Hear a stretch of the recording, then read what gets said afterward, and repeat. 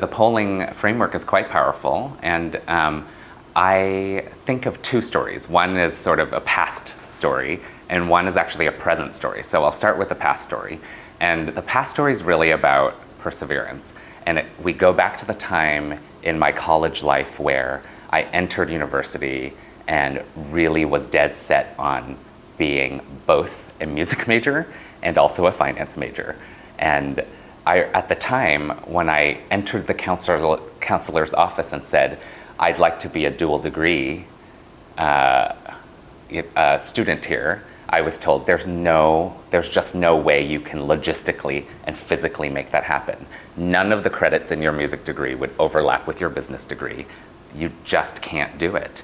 And I was very, very set on doing this. And so I went back to my dorm room. I pulled up the syllabi of both degrees. I patchworked together. If I do it in this exact sequence over 5 years, take 8 classes a semester, take 5 classes a summer, I can get both of these done in 5 years. And I marched back into that counselor's office and I said, there is a way to do this. And here it is. Here's the Excel sheet that will show you exactly how this can be done. And I know it's a lot, but I'm committed to doing this. And really, if I can't do this here, I'm going to go somewhere else where I can do this.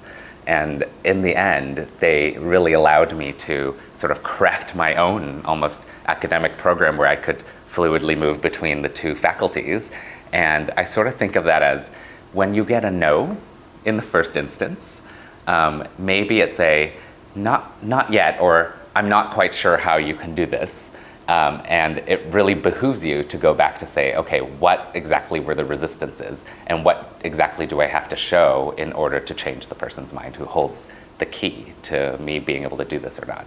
So I like to think back to that instance as sort of a prime example of my sort of perseverance and my real commitment to my passions and my priorities in life and not letting go of them.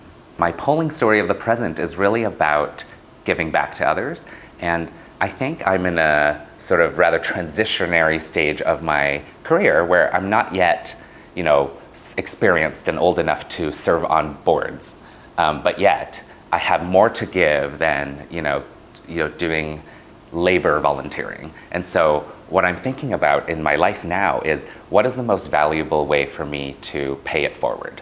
And I think of this as related to all of the communities that make up who Clive Chang is today, and that includes the Asian American community, it includes the artist community, it includes the artist turned MBA community, it of course includes the LGBT community, it includes the running and fitness community, and I actually am actively involved with organizations in each of those communities. So for example, in my running life, I participate as a marathon mentor for the New York City Marathon because I had the help of mentors who guided me through my first marathon when I thought there's no way I'm going to run 26.2 miles.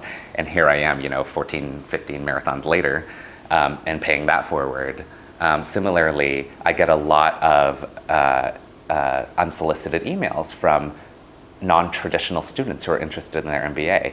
And I love to go back to the time when I thought, okay, I'm like a piano player, like what am I gonna do going to Harvard Business School? And sort of sharing my story of how it's actually such an advantage for you to be a very different and non-traditional candidate in a setting that's full of bankers and consultants who frankly have trouble differentiating themselves and sort of coaxing them and encouraging them to go down this path. And so I spend a lot of time meeting with these artists and who are tentative and talking to them, helping them with their application process, talking about interviews and things like that. So for each sort of community that that makes up the composite that is me, I'm trying to spend time contributing to helping others grow.